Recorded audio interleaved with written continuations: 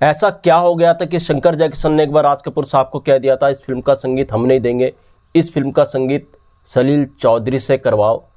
कैसे शंकर जयकिशन साहब ने राज कपूर के साथ काम करने से कर दिया था इनकार। इस फिल्म के गाने इतिहास ना रचते अगर, क्या यह पूरा किस्सा जिस पर बात करेंगे दोस्तों। चैनल पर नहीं तो चैनल को सब्सक्राइब कर लीजिएगा, बेल आइकन भी प्रेस कर लीजिएगा ताकि नोटिफिकेशन आप तक पहुंचती रहे। नमस्कार, मैं महेश कोहली बॉलीवुड संगीत के सफर से। दोस्तों, शंकर जैक्सन की पूरी संगीत यात्रा में राज कपूर साहब की कितनी अहमियत थी, ये किसी से बात छुपी नहीं है। शंकर जैक्सन को राज कपूर साहब ने ही मौका दिया था। जब राज कपूर साहब बरसात बना रहे थे तो कहते हैं शंकर साहब ने बहुत अप्रोच किया था राज कपूर साहब को कि बरसात में उन्हें मौका दे संगीत देने के लिए। शंकर साहब पृथ्वी थिएटर में काम किया करते थे। इस तरीके से राज कपूर साहब की शंकर साहब से जान पहचान हुई। शंकर साहब बरसात के लिए बहुत जोर दे रहे थे राज कपूर साहब पर कि उनको ही बतौर संगीतकार लिया जाए, और शंकर साहब ने कई धुनें एक साथ राज कपूर साहब को सुना डाली थी। बाद में शंकर साहब को राज कपूर साहब ने बरसात फिल्म के लिए तय कर लिया था शंकर साहब के अप्रोच पर। जब शंकर साहब को राज कपूर साहब ने बरसात के लिए रख लिया था बतौर संगीतकार, शंकर साहब यहाँ भी नहीं माने। शंकर साहब ने राज कपूर साहब को कहा बरसात में वो अकेले संगीत नहीं देंगे। पहले बरसात में शंकर और जय किशन नहीं थे, सिर्फ शंकर थे संगीत देने के लिए। बरसात में राज कपूर साहब ने सिर्फ शंकर को चुना था, जय किशन को नहीं। मगर शंकर यहाँ पर भी अड़ गए। उन्होंने कहा राज कपूर साहब को वो अगर बरसात में संगीत देंगे तो जय किशन साहब के साथ देंगे। जय किशन साहब की अच्छी खासी ट्यूनिंग शंकर साहब से थी।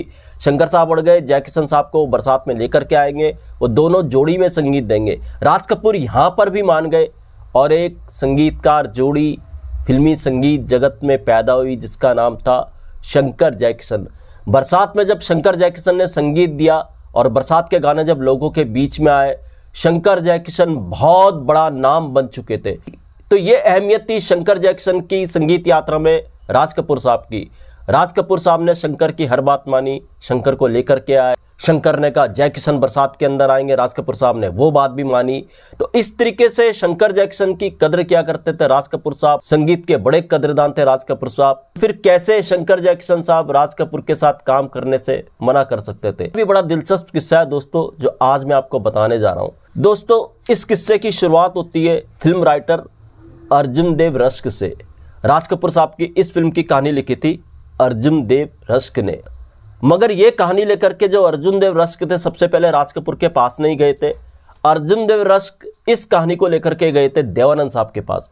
जब देवानंद साहब ने अर्जुन देव रश्क की ये कहानी सुनी तो देवानंद साहब ने कहानी सुनते ही अर्जुन देव रश्क को कहा कि देखो ये कहानी हमारे काम की नहीं है। हमारी फिल्मों में तो एक महानगर का बेरोजगार युवक होता है जिसका स्ट्रगल ये सब दिखाया जाता है, तो ऐसी कहानियां हम बनाते हैं, ऐसी कहानियों पर फिल्म हम बनाते हैं, तो ये कहानी हमारे लायक की नहीं है। आप एक काम करो, इस कहानी को लेकर के राज कपूर साहब के पास जाओ, शायद ये कहानी उनके काम की हो। तो इस तरीके से देवानंद ने फिर अर्जुन देव रश्क को राज कपूर साहब के पास रवाना कर दिया और साथ ही राज कपूर साहब को फोन भी लगा दिया कि वो राइटर अर्जुन देव रश्क को आपके पास भेज रहे हैं, उसकी कहानी सुन लीजिएगा, शायद ये कहानी आपके काम की हो। ऐसा देवानंद साहब ने राज कपूर साहब को कहा।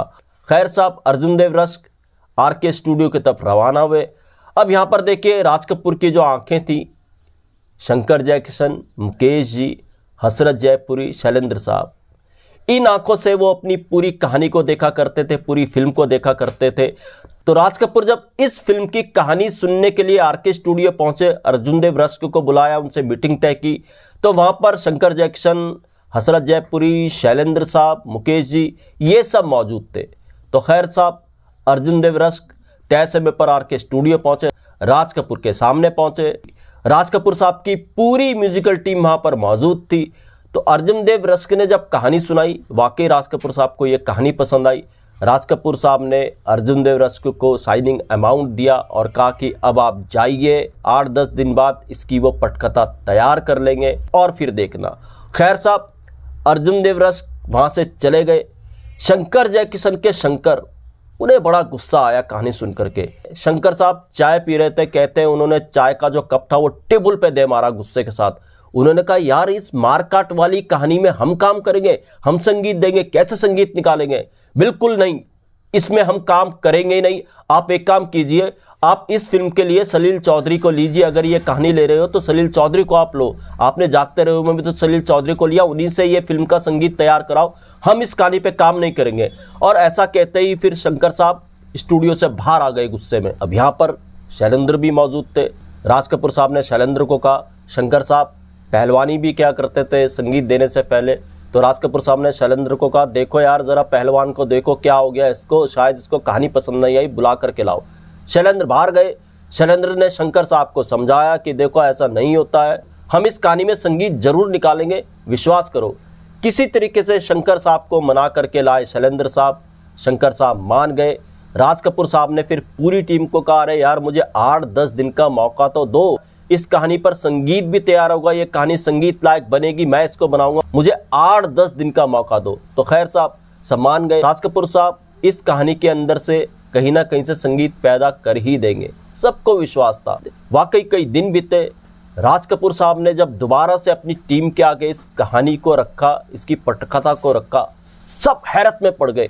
मारकाट वाले जो सीन थे कुछ एक ही थे, बाकी तो फिल्म में संगीत ही संगीत का स्कोप था। शंकर जैक्सन भी चौंक गए। राज कपूर साहब ने किस तरीके से इस मारकाट वाली फिल्म की पटकथा को तैयार किया कि इसमें से गाने ही गाने निकल रहे हैं, और इस तरीके से फिर इस फिल्म का संगीत तैयार हुआ।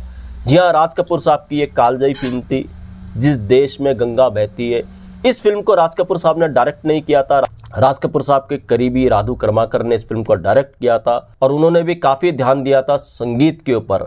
और इसमें कई कालजयी गीत निकले, लगभग 9 गीत इस फिल्म के अंदर थे, और सारे के सारे गीत कमाल के थे। होठों पे सच्चाई रहती है जहाँ मैंने प्यार किया, ओए होए क्या जुर्म किया, ओ बसंती पवन पागल।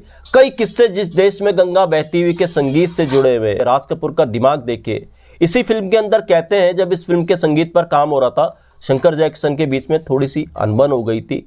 तो शैलेंद्र साहब ने राज कपूर साहब से कहा, यार इनकी सुलह कराइए, कुछ कीजिए, दोनों का आपस में बिठाइए, बातचीत करवाइए। राज कपूर साहब ने ऐसे ही किया। तो जब शंकर जैक्सन का मिलाप करवा रहे थे राज कपूर साहब, उनके मन मुटाव को दूर कर रहे थे, तो शैलेंद्र के मुंह से निकला उस सिटिंग में, हम भी हैं तुम भी हैं, दोनों हैं आमने सामने, देख लो क्या असर कर दिया राज कपूर के नाम ने। तो यहाँ पर राज कपूर ने शैलेंद्र को टोका, ऐसा करो इसमें से राज कपूर हटा दो और प्यार शब्द को रख दो।